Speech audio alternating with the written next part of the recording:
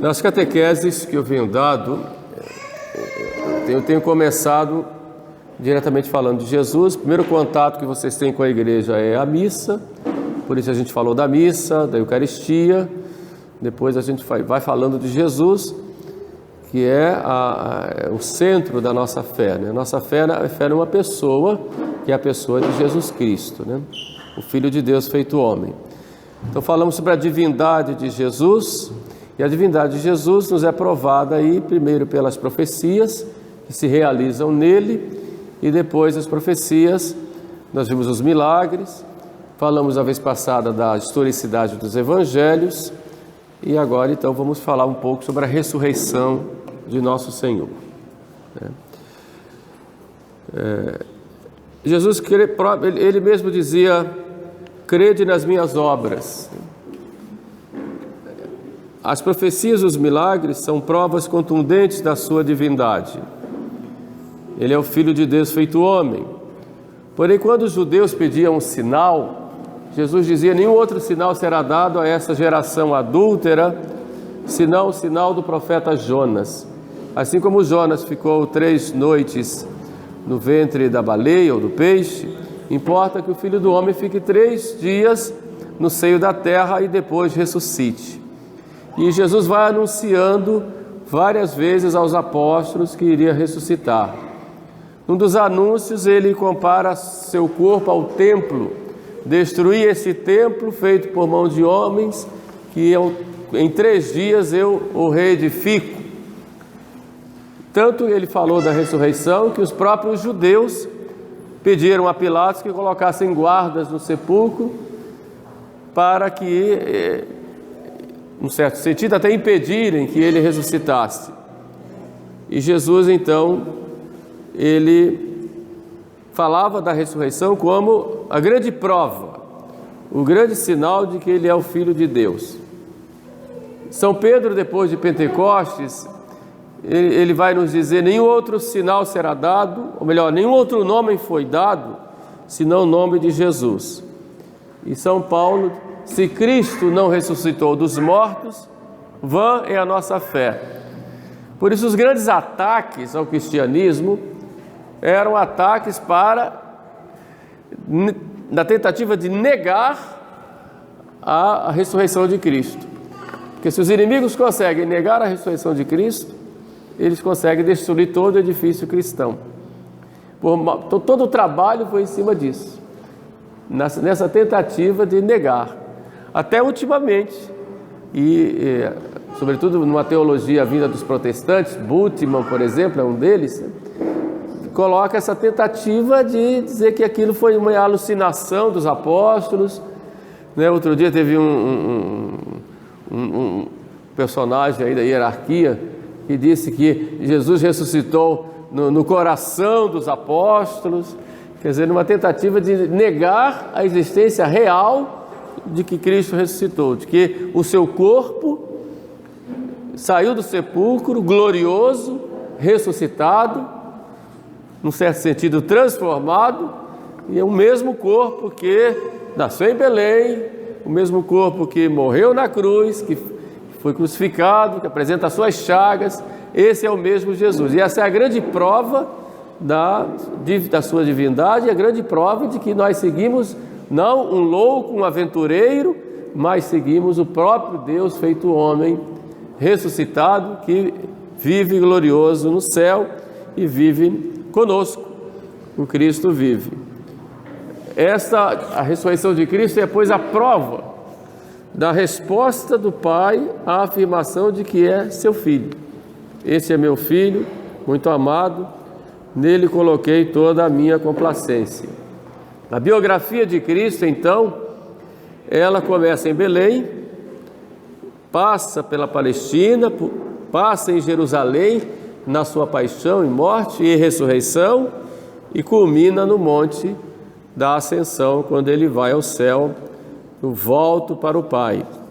E a ressurreição de Cristo é o ápice dessa biografia, é a garantia da vitória sobre o mal, como dizia o Papa Bento XVI, vitória sobre o mal. Então hoje eu gostaria de falar um pouquinho sobre a ressurreição como é narrada nos evangelhos, e as suas consequências para a igreja e para nós. Quando a gente pega a ressurreição nos evangelhos, a gente nota algumas características muito próprias. A ressurreição é narrada pelos 4 evangelistas, mas ela não ocorre num sentido linear. Quando a gente pega, por exemplo, a paixão, a gente vê uma linearidade na narração. Última ceia, depois Horto das Oliveiras, prisão, julgamento religioso na casa de Anás e Caifás, depois julgamento civil lá com Pilatos, vai um pouquinho a Herodes, depois volta a Pilatos, flagelação, coroação de espinhos, condenação, caminho do Calvário, carregando a cruz, depois crucifixão, tempo na cruz, morte, então a gente vê, e sepultura. A gente vê na narração uma linearidade, né? Começa de modo linear, né? Quando a gente fala da ressurreição, os evangelistas eles não narram uma história da ressurreição, eles narram a ressurreição, eles contam o fato da ressurreição, mas não há assim uma narração linear. Eles dizem ressuscitou e vão colocando como que flashes para nós. Isso é muito interessante porque isso vai contra aqueles que dizem que era uma fábula inventada pelos cristãos, nem pelos apóstolos, mas pelos cristãos. E o evangelho foi escrito muito depois, então juntaram lá fábulas e fizeram uma espécie de apoteose, né, de Jesus Cristo. Não existe essa narração meio que fabular, né? Existem flashes. Ressuscitou. E através das aparições. Então por isso a gente vê aparentes contradições, que não são naquilo que os evangelistas colocam, né? Então ele é narrado pelos 4 evangelistas, depois narrada por São Pedro, depois narrada por São Paulo, né? E a gente vai vendo esses flashes, né? E que são muito importantes, né? Há distintos relatos que não se contradizem, mas que se complementam, né? Os 4 evangelistas falam, por exemplo, que a notícia da ressurreição foi dada por anjos. São Mateus e São Marcos falam de 2. São Lucas e São João dizem que foi 1. Mas isso não muda o fato, né? Pode mudar o foco, mas o fato não. Os 4 falam das aparições de Jesus às mulheres. Mateus fala que foram a 2, Marcos e Lucas falam 3, João menciona apenas Maria Madalena. Mas todos são claros e dizem, apareceu primeiro às mulheres. Os 4 falam então dessas aparições. Não sabemos como ordenaram no tempo, como eu disse, e não há concordância onde foi o lugar dessas aparições, Galileia, Judeia, mas a gente sabe, no caminho de Emaús, sabe, estavam reunidos no cenáculo, sabe o que Jesus subiu ao céu no monte. Bom, diante dessa falta de concordância aparente, um historiador poderia dizer, bom, isso aí é um fato que não se pode provar. Porém, lendo os evangelhos, é preciso a gente observar alguns pontos. Essas diferenças, elas se referem a circunstâncias, mas todos são unânimes em mostrar o fato real concreto. Vocês imaginem numa missa, se todo mundo pegar o celular e tirar uma fotografia. É claro que a fotografia vai sair de acordo com o local onde vocês estiverem, a luz que vocês colocarem, não é? O fato vai ser o mesmo. O padre está lá no altar, mas vai haver diferenças de foco. Se eu quero escolher essas fotografias para dar uma aula sobre a missa, cada um vai pegar aquilo que importa para a sua aula. Ou seja, qual é o foco que você quer atingir dando aquela aula. Então você pode pegar o padre subindo ao altar, pode pegar o padre na hora da pregação, o padre na hora do oferecimento do pão e do vinho, por exemplo, da hóstia e do cálice, ou o padre dando a comunhão, não importa. Importa que cada um vai pegar de acordo com o público que vai atingir, com o objetivo que tem e no foco em que estava. Mas o fato é o mesmo, visto por vários ângulos, vários focos. As circunstâncias serão diversas, mas o foco é o mesmo. Mesma coisa a ressurreição, né? Cada evangelista tinha um objetivo na hora de dar a notícia da ressurreição. Então não importa o detalhe, se havia ali uma mesa naquele local, você não havia. Importa que ali havia aquele fato. Então essas diferenças são diferenças circunstanciais, não são diferenças substanciais, né? O fato existe, né?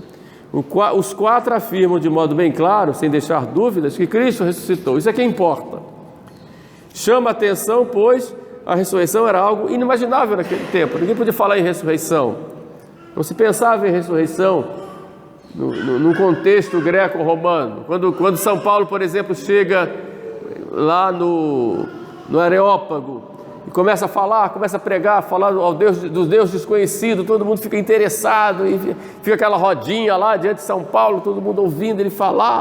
E quando ele começa a falar que Cristo ressuscitou, pessoal, isso é conversa fiada, vamos sair daqui. A gente te escuta depois, porque a falar da ressurreição era algo assim inimaginável. Mesmo no contexto dos judeus, pensar em ressurreição, falar em ressurreição, era algo assim que não se pensava, né?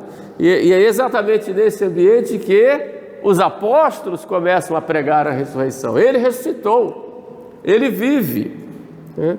Então a atitude dos apóstolos, ela sofre uma mudança radical.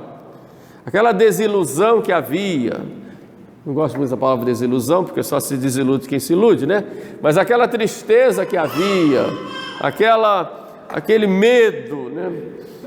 Aquele pânico que havia, ele morreu, esperávamos, como disseram os dois discípulos de Emaús, que ele fosse restaurar Israel, e agora estamos aqui, presos, com medo dos judeus,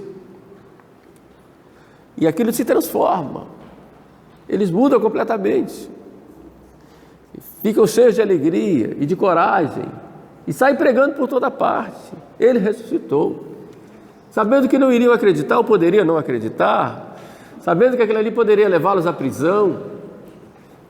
Depois, quando eles foram presos, os dois primeiros presos, Pedro e João, eles saíram felizes, porque levaram uma surra, porque haviam falado da ressurreição, e saíram felizes.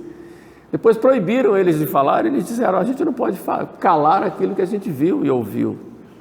E assim foi durante toda a vida deles. Por causa dessa verdade, eles derramaram o seu sangue, morreram. O único apóstolo que não morreu no martírio, embora tenha sido mártir, foi São João, evangelista. E por causa de Jesus foi jogado num caldeirão de azeite fervendo e de repente pulou lá e o povo saiu correndo, ele pulou do azeite fervendo. Depois foi preso, foi levado lá para a ilha de Pátimos, onde ele teve as visões do Apocalipse, né? Mas de qualquer forma os apóstolos testemunharam esta verdade da ressurreição com a humilhação, com os maus tratos, com o próprio sangue. Quer dizer, não podemos calar, nós somos testemunhas visíveis de que Ele vive, e Ele nos ordenou a pregar e a ensinar. Por isso, nós vemos que, embora as narrações da ressurreição sejam em flashes, a verdade é esta: Ele ressuscitou. E a grande prova que nós temos é dada pelo testemunho dos apóstolos, pela sua palavra e pela sua vida, pelas suas vidas, e até pela própria morte, né? Morreram testemunhando a ressurreição. Se nós olhamos um outro ponto, né? Os evangelhos são livros históricos, nós sabemos disso, né? Mas não são crônicas em estilo jornalístico. Eles são ensinos catequéticos. E a gente tem que entender por aí.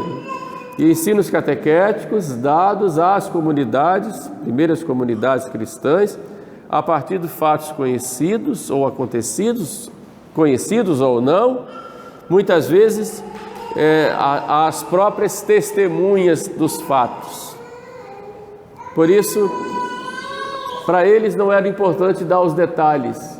Quantos metros tinham lá, por exemplo, da casa de Pedro, ou melhor, do cenáculo até o sepulcro. Não importava dar detalhe, todo mundo conhecia tudo, os locais, sabia como era o sepulcro, né? Não importa se apareceram 2 anjos ou um anjo, importa que apareceu um anjo, o anúncio foi dado pelos anjos. Como o anjo anuncia a vinda do Salvador, o anjo agora anuncia a ressurreição. O fato importante, o que importa é isso, é um pai que anuncia que ressuscitou o seu filho, é isso que importa, essa é a mensagem, né? E que apareceu às mulheres em primeiro lugar, e é interessante que o primeiro anjo, o Gabriel, ele veio a uma mulher, começa aí o novo povo de Deus, com essa mulher Maria, e Cristo vai aparecer, os anjos vão anunciar primeiro as mulheres, até porque só foram mais corajosas, né? Foram ao sepulcro, né? Foram lá fazer o seu trabalho, foram para servir. Olha a mensagem que passa aí, vão servir, e aí vem já o anúncio. E depois Jesus aparece a elas, e depois aparece a Madalena, que era como digamos, havia 2 grupos, o de homens e o de mulheres. As mulheres fazia uma certa liderança lá, Maria Madalena, e Jesus aparece a ela, né? E ela vai anunciar, né? Aí vem os apóstolos, João e Pedro. Pedro chega e não entra no sepulcro, embora ele conhecesse, porque ele estava lá no sepultamento. Pedro entra no sepulcro e contempla lá o sudário e os lençóis. Depois Cristo aparece a 2 discípulos em Emaús, já no primeiro dia, e eles voltam para anunciar aos apóstolos que tinham visto Jesus ressuscitado, que era verdade o que as mulheres já tinham dito. E eles disseram, realmente ele ressuscitou, apareceu a Pedro. Então ele aparece primeiro a Pedro. Então a gente vai vendo aí, né, Jesus Cristo, ele primeiro é anunciado pelos anjos, depois o sepulcro vazio e depois as aparições diversas. O fato da ressurreição de Jesus foi tão surpreendente que, mesmo tendo passado muito tempo, Mateus e João descrevem os fatos de acordo com as próprias experiências, e Marcos e Lucas narram segundo as notícias que eles tinham. Era algo claro, evidente, conhecido dos cristãos, né? E hoje também nós recebemos essa mesma notícia, e conforme eles nos transmitiram, né?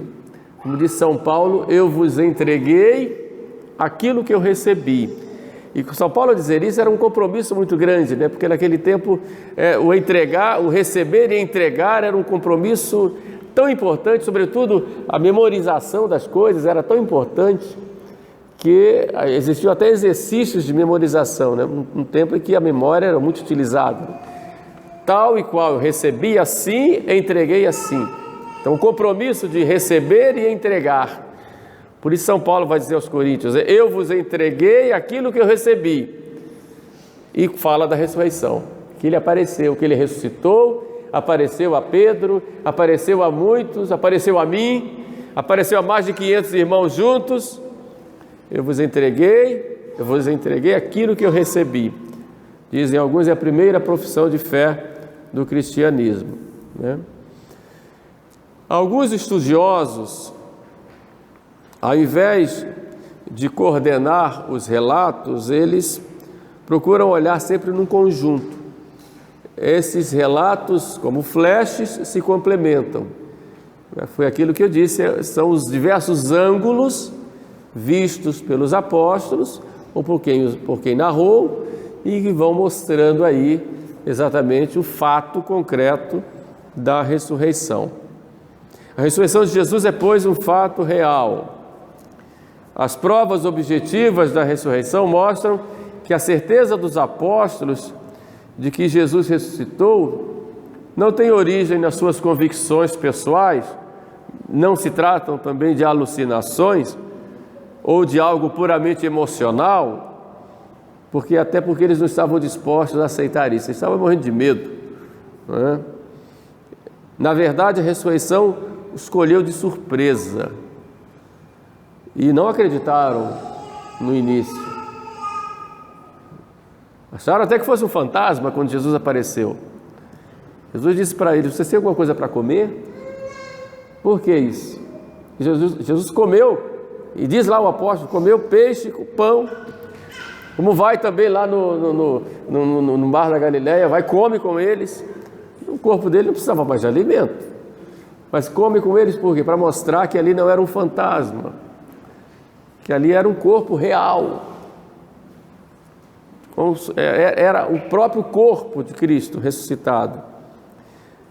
E Jesus fez isso para provar para eles que ele tinha ressuscitado, que não era uma alucinação, que não era uma visão assim de algo no etéreo, era real, concreto.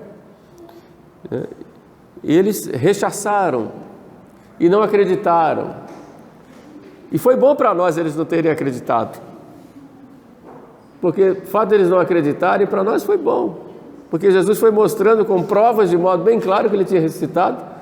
Então o testemunho deles se torna muito mais verídico e muito mais verdadeiro e muito mais convincente. Eles se tornaram, eram incrédulos às primeiras notícias. Jesus apareceu durante os 40 dias e lá na hora da ascensão ele ainda chamou a atenção daqueles que não estavam acreditando lá. São Lucas coloca isso para a gente, né? São Tomé, o exemplo dele, né? Toca aqui, toca, ele vai, toca lá nas minhas chagas, né? O dedo de Tomé é uma das provas também, né? Interessante que lá em Roma tem na igreja de Santa Cruz de Jerusalém, a Basílica de Santa Cruz de Jerusalém. Quem for a Roma não deixe de visitar essa basílica, né? Era o Palácio de Santa Helena, e lá tem alguns instrumentos da paixão, né? Então lá tem um pedaço da cruz do bom ladrão, tem os cravos, tem alguns espinhos, tem também o dedo de Tomé. Tá lá. Tem lá a tabuleta, né? Jesus Nazareno, rei dos judeus, e tem o dedo de Tomé. Então, quando eu estive lá a primeira vez, eu fui fazer uma meditação sobre a paixão, morte e ressurreição de Cristo, olhei para aquele dedo e disse: abençoado dedo. Foi esse dedo que tocou a chaga de Jesus, e esse dedo trouxe para mim a certeza de que ele ressuscitou. Mas é claro que a certeza vem pela fé, e a fé é um dom, é uma virtude, né? Sobrenatural, infusa, mas esse dedo dizemos, aceita, acredita, olha aí, essa é a realidade, né? Está lá o dedo de Tomé, interessante isso, né? A dúvida de Tomé, ele acreditou, por isso Jesus disse: bem-aventurados os que não viram e creram. Creram por causa do testemunho, né, que vocês estão dando, né? O sepulcro vazio, o corpo desaparecido, as aparições, e tudo de acordo com aquilo que tinha sido falado pelos anjos. Daí essas três coisas que sobressaem, né? Primeiro, o anúncio dos anjos é como uma nova revelação. Deus comunica por meio dos anjos que Jesus ressuscitou, e eles mostram o sepulcro vazio. Olhai onde o puseram. E estava lá o sepulcro vazio. É interessante que não podia violar um sepulcro, isso era um crime, né? A pedra era colocada pela autoridade, então não se podia violar. Depois, nem as mulheres, nem os apóstolos estavam esperando a ressurreição. Veja a narração das mulheres, né? Foram lá, e quem pode nos abrir a porta do sepulcro, né? A entrada do sepulcro, quem pode abrir para nós? Os anjos tiveram que convencê-los que Jesus havia realmente ressuscitado. E eles chegam e encontram o sepulcro vazio. Para as mulheres e para os apóstolos foi a prova decisiva. Ninguém roubou o corpo de Jesus. Eles não roubaram. Os soldados estavam lá vigiando. Onde estavam os soldados? Não estavam mais. Como os soldados saíram? Apenas 2 dias. No terceiro dia já não estavam mais. Depois da narração dos soldados irem lá falar com os judeus. E os judeus darem aos soldados dinheiro para que eles dissessem que os apóstolos roubaram. Mas como os apóstolos roubaram, se eles estavam morrendo de medo, que coragem eles teriam aí? Eles morriam de medo, foram os primeiros a não acreditarem na ressurreição de Cristo. E como eles provam que os apóstolos roubaram? Eles disseram: roubaram enquanto nós dormíamos. Soldado romano dormir, isso era um crime. E como o soldado vai dizer que roubaram se eles estavam dormindo? Quem dorme vê alguma coisa? Não é? Impossível, né? A alternativa do roubo, né? E a lei romana era muito clara com relação a isso. Depois, as aparições são o argumento definitivo. O fato tem todas as garantias. Como eu disse, os apóstolos não esperavam. Os evangelhos nos falam não só dessas dúvidas, mas também de que não creram no início e foram repreendidos por Jesus. Ele aparece em diversas situações. Aparece a Pedro, aparece no cenáculo uma vez sem Tomé, outra vez com Tomé, aparece aos 2 discípulos de Emaús, aparece as mulheres, depois aparece a 2, depois aparece na saída do sepulcro, aparece a Madalena, aparece lá no lago de Genezaré, já na Galileia, lá em cima, ocorre a pesca, uma segunda pesca milagrosa. Os apóstolos estavam lá pescando e veem, é o Senhor, e voltam, correm e vem, colocam a barca depois, já com grande quantidade de peixes, contam o número de peixes, 150 grandes peixes. Depois chegam, encontram Jesus lá na areia, já com um braseiro. Jesus: tem peixe? Tem, vamos assar, come com eles. São Paulo fala, já disse, de 500 irmãos viram. Depois aparece a Paulo, depois da ascensão aparece a Paulo. Vai dizer que Paulo teve uma alucinação? Parece a ele que foi lá para perseguir. Ele era o que dizia, eles estão falando que ele está vivo, mas ele morreu, vocês estão seguindo um crucificado. E depois Jesus aparece para ele: você me persegue, Paulo? Saulo, você me persegue? E a partir dali, ele dá a vida por Jesus. Não é? Depois vai a Pedro dizer que Jesus apareceu a ele no caminho de Damasco, né? Grande prova isso, né? Essas aparições. Ele aparece então depois, como eu disse, toca nas chagas, dá instruções para eles com relação ao seu ministério, dá o mandato missionário, ir de pregar: eu estou convosco todos os dias. Repete os argumentos do Antigo Testamento, lá aqueles discípulos de Emaús, vai explicando as Escrituras naquilo que se refere a ele.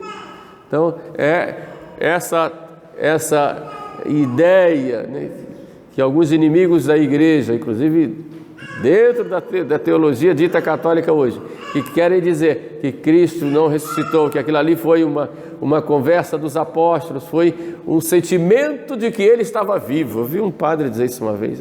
Ele tinha os apóstolos tiveram o sentimento que ele estava vivo. Isso é absurdo.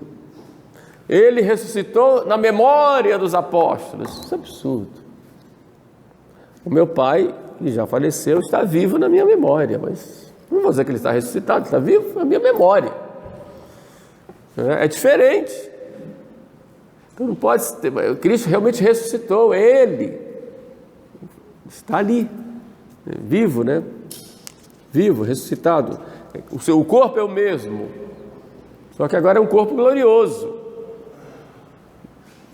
Um corpo glorioso, não sente dor, é impassível, é imortal, é claro, sutil, ágil. São os dotes do corpo de Cristo ressuscitado, mas é o corpo de Cristo. Tinha matéria, toca nas minhas chagas, matéria. Não era um corpo sem matéria, não, um corpo com matéria, o mesmo corpo. O mesmo corpo, com toda a estrutura do corpo. Era o mesmo corpo. Não estava sujeito às vicissitudes da matéria no sentido de dor, de sofrimento, uma mutilação, por exemplo, mas era mesmo. Aí que está o grande milagre. Interessante, não é um voltar à vida como foi de Lázaro. Não foi um voltar à vida, foi um ressuscitar, quer dizer, com glória. É interessante, se a gente estuda, por exemplo, o Santo Sudário, né, a gente vê, imagine ali o susto que levaram aqueles homens, porque no Sudário você vê lá a imagem do corpo de Cristo em negativo, né, que aquilo ali foi um facho de luz tão forte ali que imprimiu o corpo dele naquele pano que está lá, ainda objeto de muitos estudos e cada vez mais claros, né, de que ali foi o corpo de Cristo, né? Cristo morto e ressuscitado. Ele está numa nova existência, mas é o mesmo corpo. Não está sujeito àquelas dimensões de espaço e tempo, porque agora o corpo é glorioso. Há nele uma verdadeira transformação, mas o corpo é o mesmo. São Tomás fala descendere ad inferos, aos lugares inferiores, que traduziram hoje como mansão dos mortos, né? A tradução antiga era desceu aos infernos. Infernos aí, lugares inferiores. A sua alma desceu com a divindade, porque a divindade não se separou da alma nem do corpo. O corpo foi para o sepulcro e ficou lá com a divindade. A divindade, né, desceu aos infernos, que chamam de mansão dos mortos hoje. Desceu aos infernos. Quando ele desceu aos infernos, desceu ao lugar onde estavam as almas dos justos esperando a redenção. São Tomás fala que desceu ali, mas desceu aos infernos. Infernos pode ser inferno mesmo, onde fica lá o demônio, inferno onde estavam as almas dos justos, o seio de Abraão, e infernos também purgatório, lugares inferiores. A presença de Cristo lá consolando as almas dos justos, a redenção chegou, está aí, em breve eles iriam para o céu, né? Era o seio de Abraão, teve sua influência como um fogo. São Tomás comparou o fogo que estando num cômodo, ele espalha calor não só ali onde ele está, mas nos lugares próximos. Então, para as almas do purgatório, a descida de Cristo aos infernos foi consolo, e para os demônios foi confusão. Mas ele desce aos lugares inferiores, mas a alma, depois a alma volta ao corpo com a divindade e há a ressurreição, tá? E pelo seu próprio poder, isso é que é importante, né? Porque ele é Deus, né? Feito homem. E quais são as consequências da ressurreição de Jesus? Primeiro que é o argumento máximo da sua divindade, né? De que os seus ensinamentos são verdadeiros e que ele fala a verdade, e de que o cristianismo é a religião divina. É o único caminho que nos leva a Deus. Agora, além disso, como maior prova da sua divindade, há uma coisa alguns pontos que são importantes para nós, que são consequências da ressurreição. A primeira é que Cristo vive realmente, Ele está vivo. A nossa fé, ela não termina com a história de Jesus. Nós não somos seguidores de um homem que morreu, ressuscitou e foi para o céu apenas, mas um homem que morreu, ressuscitou e vive conosco. Está aqui conosco. Ele vive de modo misterioso na igreja. Estou convosco todos os dias. E está glorificado no céu. Então, ele como homem Deus está no céu e está conosco na igreja. Primeiro na hóstia consagrada, todo inteiro, e é Cristo glorioso que está ali, embora num estado de vítima, oferecida no altar, e é Cristo que vive em nós pela sua graça. Onde 2 ou 3 estiverem reunidos em meu nome, eu estarei no meio deles. E é Cristo ressuscitado que está conosco, como Ele está aqui no nosso meio. Essa é a primeira consequência da ressurreição. Não é alguém do passado que historicamente aconteceu, pronto, foi embora, acabou-se. Não, ele continua. E isso é interessante, que os apóstolos tinham bem claro, né? Já não sou eu quem vivo, é Cristo quem vive em mim. São Paulo fala isso. Cristo vive em mim. Então essa consciência do viver de Cristo em nós é uma das consequências da sua ressurreição. Nós não estamos hoje com a presença de modo visível, mas é real. Não é uma presença virtual, é uma presença real, embora invisível, mas é real. O livro do Apocalipse diz: eu sou o primeiro e o último, o alfa e o ômega, o vivente que foi morto e agora vivo pelos séculos. São Paulo, aliás, a Epístola aos Hebreus fala, né? Cristo é o mesmo ontem, hoje e sempre pelos séculos. Essa é a primeira consequência da ressurreição. Cristo vive e atua hoje na nossa vida e atua na igreja. Estávamos meditando hoje um pouco na homilia a respeito dessa crise da igreja, né? E muitos até podem ser tentados a que Deus esteja ausente, né? Cristo vive e Ele continua guiando a igreja. Respeita a liberdade dos homens, mas continua guiando a igreja. Ele não dorme, né? O Papa, aquele dia que ele fez aquela oração pelo fim da pandemia lá na Praça de São Pedro, ele fez uma reflexão muito bonita a respeito da tempestade, né? E que tempestade serenada, né?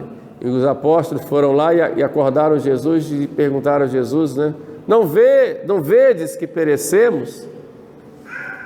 E o Papa faz a reflexão dizendo que Cristo vê, Ele está vendo. Por quê? Porque Ele vive, né? Ele não dorme, Ele não nos abandonou, Ele está conosco. O cristianismo, a segunda consequência, é verdadeiro. A mensagem de Jesus e de sua igreja apostólica é corroborada por essa grande verdade da ressurreição. Por isso São Paulo disse: se Cristo não ressuscitou, vã é a nossa fé. Então a nossa fé se fundamenta na ressurreição de Cristo. A ressurreição de Cristo é para nós motivo de grande alegria. Nós devemos explodir de alegria com a ressurreição. E é motivo de esperança. Hoje vós estáis tristes, mas a vossa tristeza se converterá em alegria. Por isso vale a pena carregar a cruz, porque sabemos da ressurreição. E nós também ressuscitaremos. E estaremos com Ele para sempre, todos ressuscitados. A terceira consequência é que a salvação veio para nós. O amor vence o mal. Então o cristão, ele não é pessimista, ele é otimista. Nós estamos numa nova era da humanidade. O domingo de Páscoa é um novo começo. Por isso é chamado de oitavo dia. Nós estamos vivendo dentro desse oitavo dia, que começou no domingo de Páscoa e continua até a volta de nosso Senhor. Estou convosco todos os dias até a consumação dos séculos. Mas Ele disse que ia voltar. E quando Ele sobe aos céus, os apóstolos, olhando para os céus, veem lá dois homens que dizem a eles: por que estás a olhar para o céu? Esse Jesus que vistes agora subir para o céu voltará. Os primeiros cristãos achavam até que Ele voltaria logo. Mas o tempo de Deus não é o nosso tempo, Ele voltará. Então nós vivemos nesse intermédio, né, da subida de Jesus ao céu e a sua volta, de modo visível. É chamado então de oitavo dia. Nós estamos nesse oitavo dia. É um domingo pleno e até o fim do mundo. Esse 8º dia é como uma nova criação. Com a morte e ressurreição de Cristo, começa uma nova humanidade. Por isso chamamos Maria de a nova Eva, a mãe dos resgatados, a mãe daqueles que fizeram aliança com o seu filho, a mãe dos que foram libertados de todos os poderes do mal que dominavam o mundo de trevas. Na ressurreição de Cristo se encontra a razão última da nossa esperança. Ele ressuscitou. Pronto, estou tranquilo. O mundo pode desabar na minha cabeça, mas ele ressuscitou. Estou feliz. Eu sei que a figura desse mundo passa, porque ele ressuscitou. Pode chover canivete na minha cabeça. Ele ressuscitou. Pronto. Não tenho medo. Não tenho medo. O cristão, ele é otimista. Não é aquele que fica escorado num canto lá, minha pobre vida, minha miséria, coitado de mim. Não. O cristão não é vitimista. Pelo contrário, ele é corajoso. Vá em frente. Dá a cara a tapa. Porque Cristo ressuscitou. Eu vou tomar tudo que você tem. Não importa, eu não tenho aqui morada certa. Eu vou te humilhar. Não importa, eu vou ressuscitar. Eu vou te matar. Qual é o problema? Eu sou imortal, vou ressuscitar. Minha alma é imortal. Você pode matar esse corpo. Minha alma não. Então a ressurreição de Cristo nos dá toda essa motivação que é real, que nós vencemos o mal, porque o amor vence o mal. O Papa Bento XVI diz uma coisa muito interessante. Na ressurreição de Cristo, o homem encontra a razão última da sua esperança. As esperanças humanas no progresso das ciências, como dizia Bacon, ou a esperança na cultura, como dizia a Ilustração, ou a esperança na justiça social, como dizia Marx, todas elas são frustradas e falidas. Cristo ressuscitado é o verdadeiro fundamento da nossa esperança. E ele salva o homem por inteiro. Esses homens que vieram, de que eu falei aqui, olham um lado do homem, esfacelam, quebram o homem em pedaços e cuidam de um pedacinho, achando que ali vão salvar o homem todo. Na realidade, escravizam mais o homem. O homem ele é salvo por inteiro por Jesus Cristo. E o penhor dessa ressurreição, dessa esperança, melhor, a grande motivação é realmente a ressurreição de Cristo. É o fundamento da esperança. E como eu disse, a ressurreição de Cristo é penhor da nossa ressurreição. São Paulo fala, primícia dos que dormem. Ele é o primeiro a ressuscitar. Nós iremos com ele. E ele promete isso. Quem come a minha carne e bebe meu sangue tem a vida eterna, e eu o ressuscitarei no último dia. Então, ele é quem vai nos ressuscitar. Então, nós somos filhos da ressurreição. A nossa razão de ser é a ressurreição de Cristo. Por isso, nós nunca nos desesperamos. Confiamos. Sabemos que a ressurreição de Cristo, ela é para nós a primícia.